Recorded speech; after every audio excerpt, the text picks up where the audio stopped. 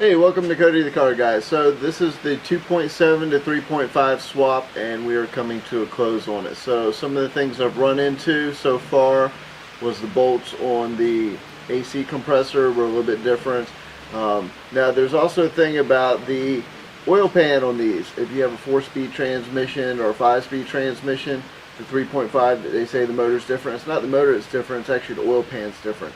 It bolts up differently to the 4-speed transmission over the 5-speed transmission. So that's one of the things you've got to check out when you're doing the swap.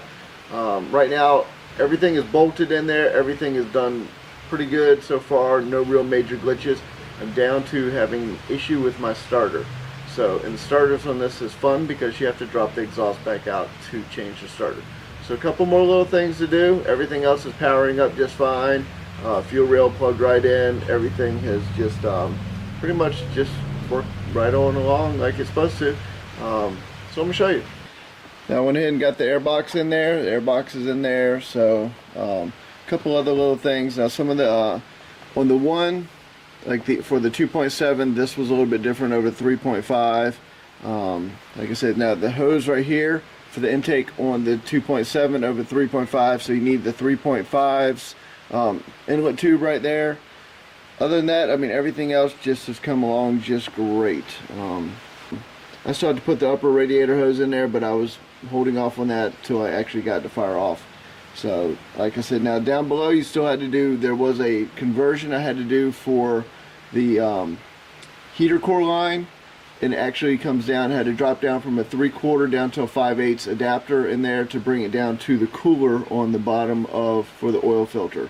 So that's one of the other things that was done to it, but otherwise it is in the car and we are about ready to start this thing.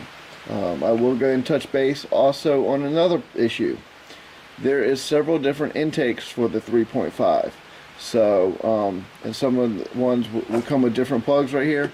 That was another problem that I ran into, so I'm going to be swapping out this intake right here. That's why it's so important to get a complete engine and wiring harness for that motor when you get there.